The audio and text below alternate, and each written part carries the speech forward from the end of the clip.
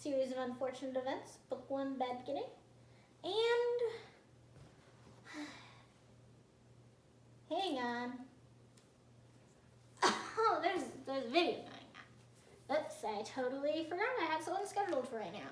So, as you can tell, I've been doing a bit of reading. Well, rereading since I've already read the series. It's awesome. So is the Netflix adaptation. Gymkhana movie, not as much, but still, check it out if you haven't already. Okay, so today we're going to talk about book reviews. Now, for those of you who don't know, and that probably is a pretty small number, book reviews are pretty important. So why are they important? Well, first of all, they're very important to 3 specific groups. First, we're going to talk about how important they are to readers. Book reviews can influence whether or not a reader initially picks up a book. They'll see if their friends liked it, or if even random strangers' reviews will have an impact, or can have an impact. Sometimes people pick up a book anyway. So 5 and 4 stars, sometimes 3 stars, depending on what was said in the review, will make a reader want to pick it up. And what is even more impactful than just the star rating is the review text itself. Now, while it's great that when you go and just do a star rating on a review, that still helps, but if you do review, try to do a little bit of dialogue with your review. Write a little bit about the book, whether you liked it, didn't like it, if you had a favorite character, if you thought something really worked well or didn't work well. It'll help other readers decide if it's the book for them or if they should pass. So next up, second group that's really helped by this is the writers themselves. So the author, first off, this isn't really something that's very healthy for authors to do. Some authors will find a lot of encouragement from reading their reviews and get really excited about it. I know I have to stop myself from reading reviews sometimes, because sometimes they can be negative, sometimes they're positive, but while reviews are motivating, or unmotivating, depending on the reviews your book gets, for an author, the big thing about why reviews are important is because reviews increase book sales. They increase visibility, and if you have a certain number of reviews, you can start getting on promotion sites with your book, such as, for example, Book Barbarian, which I want to get my book The Ravens on, requires 10 reviews on Amazon in order to submit it. As of the time of this recording the video, I'm at 0. Yay! Long way to go. And sites like Bookbub will also require a certain number of reviews. Well, they say they don't really have a requirement, but I don't think I've ever seen them pick a book with no reviews. And not only that, but they look at the reviews to help them decide if they should select it for their Bookbub deal. Honestly, without reviews, it is much harder for authors to sell books. So if you read it, even if it's just like a quick star, preferably a little bit of text, just write a review. It helps the author. Trust me.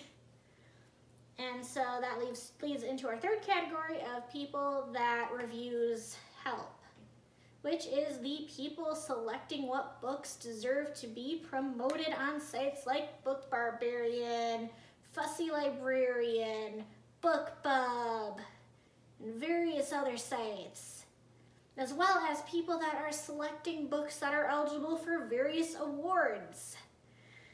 Yeah, those reviews are pretty important.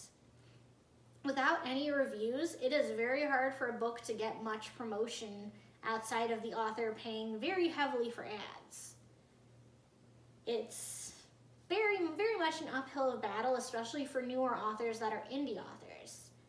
Traditionally published authors will often get help getting those pre-release reviews and early reviews in, as well as often paying for reviews like Kirkus reviews that are professional reviews that really help the book gain traction and sales.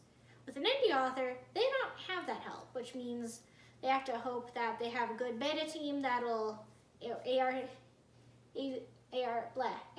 enhanced reader copy team, ARC team, or enhanced reader copy team that will, sorry, I can't English today, that will take a look at the book, read it, and post a review of it, preferably on Amazon, with second best being Goodreads. Because that helps get exposure. Some authors are really great at it. Some authors aren't that great because they haven't either learned how, or they haven't learned how yet, or they're just in the process of learning. I'm in the process of learning. I'm not too great at it. So basically, the gist of this is, because it helps everyone involved, when you read a book, please leave a review. On Amazon, if you can. Amazon does have a requirement where you have to have spent $50 or more, $50 minimum, past 6 months to leave a review, which is kind of a bit not fun gatekeeping, but honestly, 6 months, $50. If you're online a lot, that's actually not a lot in the whole grand scheme of things. So it's pretty easy to get around the requirement.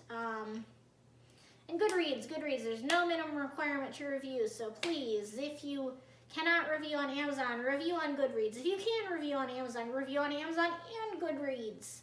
They're both awesome places where reviews are just so important for authors. Help your authors out by reviewing their stuff. It's so important. It helps authors, readers, as well as people that are looking at books that are up for consideration for either promotional deals or contests. Meanwhile, I have a book to finish, and you know what? This is a reread, but I'm going to review it on Goodreads afterwards. Okay, so with that, let's do a quick little outro. Thank you for watching. If you enjoyed this video and want to see more Authortube and Booktube videos from me, please like, subscribe, share it if you want, and please review the next book you read. On a side note, I'm just going to throw this out as a little promotional thing. I have 2 books I'm focusing on for reviews, so if you feel like it, the links are in the description of these 2. First one, The Ravens, I'm working on getting up to 10 reviews for on Amazon. Goodreads reviews are welcome as well. The link is in the description, and it is a really awesome story about a group of mercenaries in a fantasy world. Then my next book that I am focusing on for this video is the Gymkhana Pony. It is about a girl who has to learn about the important life skill of moving on when you lose your beloved lease pony, and the differences between various ponies, and learning to love a difficult pony. Links for both of these books are in the description, so check them out if you feel so inclined. And yeah, if by chance you're watching this video far off in the future and somehow these books have their 10 or more reviews and things are going awesome, just review and check them out anyway, just because. So thank you guys again, and see you next time.